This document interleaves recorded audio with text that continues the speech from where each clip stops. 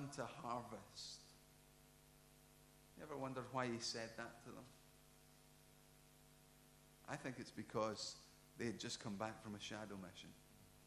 They had missed the real point. So you see, they had been to the same village. The story tells us they had gone to collect food for Jesus to eat. That was their mission, a good mission. Feeding Jesus. Every one of us in this room would be glad to have been given that job to do, to go and buy lunch for Jesus. That would have been a great honor. We probably wouldn't have put in a receipt for an expenses claim either. We would have been glad to do it. But it wasn't the main mission. They went to that village and they forgot to say, come and see a man who turned water into wine, who healed that person, who we've been traveling with for the last year or so. Come and see a man who told us everything we ever know, who we are following. They forgot it. And so Jesus turns to these disciples and he says, look, the fields are white unto harvest. Look at this crowd. The woman went to the same village and she brought them back. They were distracted by a shadow mission. Maybe they had still failed to grasp what it meant to be fishers of men. Blind to the main mission. What about you? As you ask the question this day, how are we doing? The natural question that follows is, are you doing the right things? Are you doing the right things? Are you following a shadow mission or a real mission? After all, the call on those early believers was to be fishers of men, to go into all the world and make disciples as you're going. Yet it gets so easily swamped by good things, like being a good church. Not wrong to be a good church, is it? No, not at all. Not wrong to preach the word and pray. Not at all. Not wrong to have a great Sunday school. Not at all. But is it the main thing? Is that what Jesus meant when he said, I will make you fishers of men? Did he really mean look after my aquarium? Did he just get his words mixed up? John Ortberg uses the story of Esther to illustrate his description of a shadow mission. And we're going to turn there now to Esther chapter 4. Quickly fill you into the story. Esther, a Jewish lady, has won the beauty contest. The most beautiful woman in all the land. She's given as the beauty contest winner, as the queen to the king. And she's had all the perfume. She's had all the makeup. She's had all the oils to bathe in and all the rest of it. But the story is changing, and changing very quickly. And we pick it up in verse 1 of Esther 4.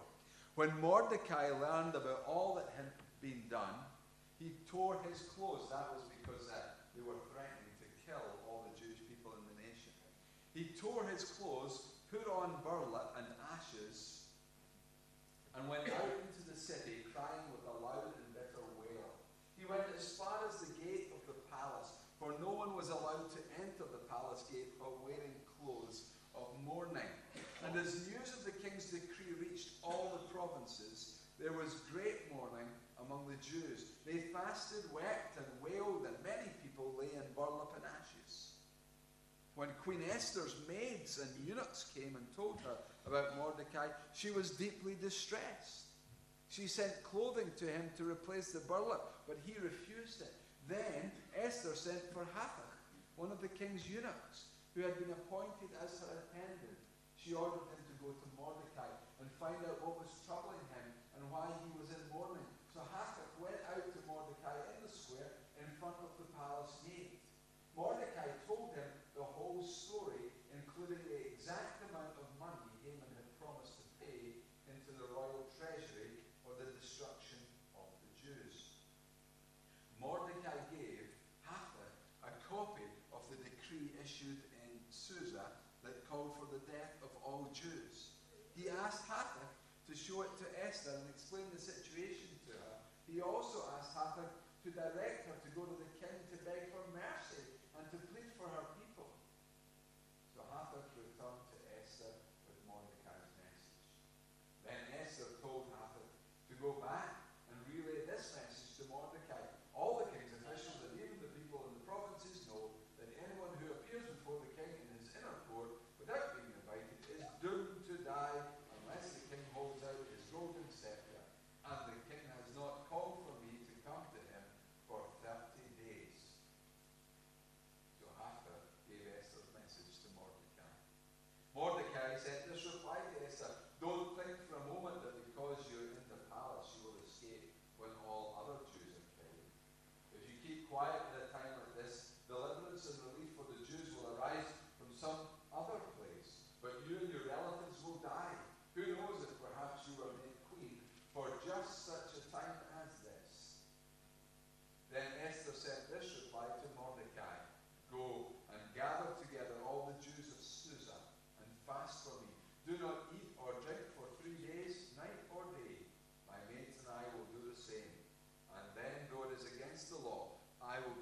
see the king. If I must die, I must die. So Mordecai went away and did everything as Esther had ordered him. Amen. Here's the question for Esther in chapter 4. Will I live for clothes, perfume, influence, popularity, or will I risk my life for others? Will I trade success for significance? Will I trade celebrity for courage? Esther is fortunate that she has Mordecai in her life.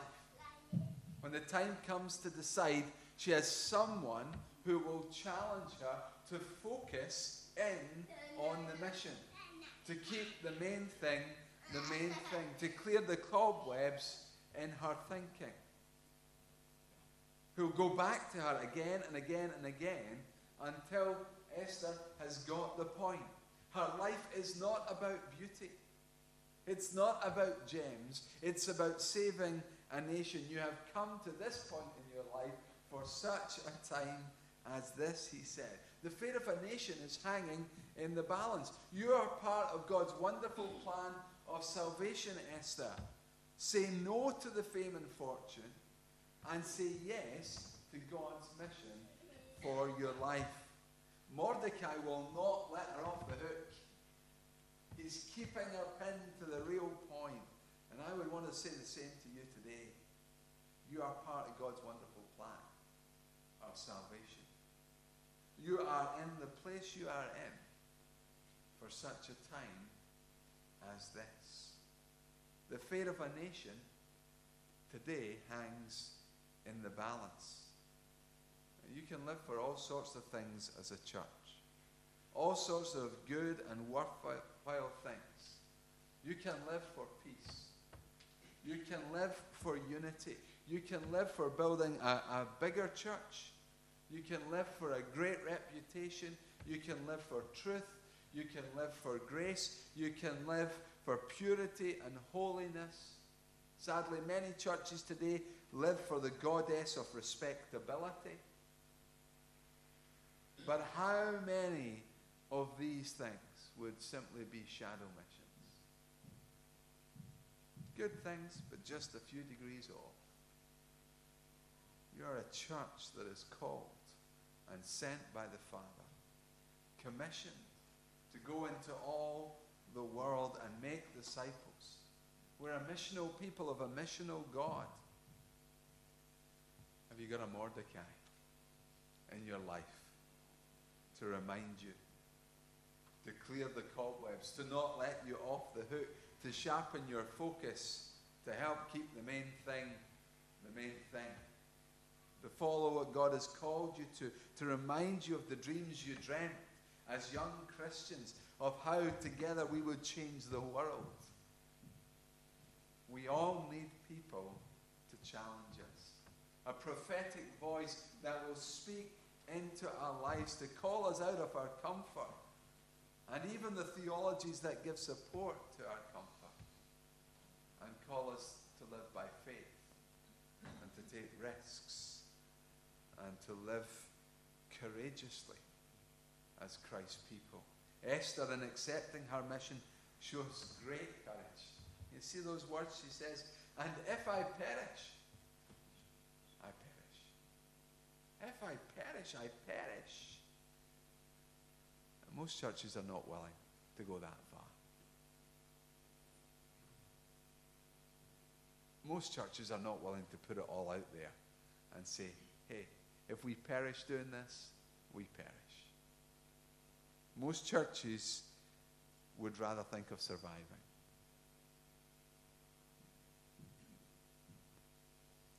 We go into a world around us called to go.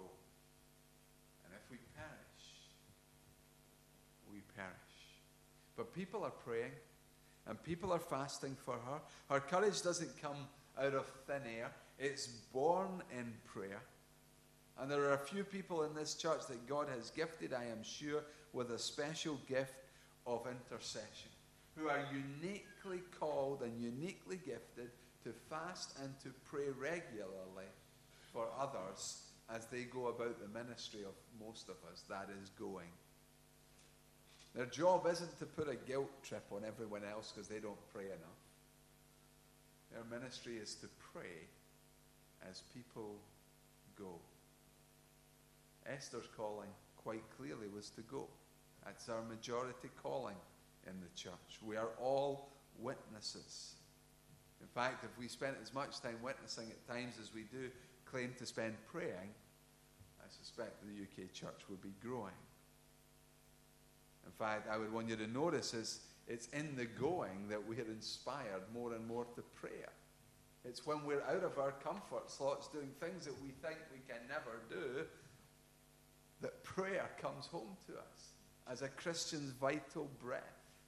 As hanging everything out there for the Lord to say, I can't do this on my own, Lord.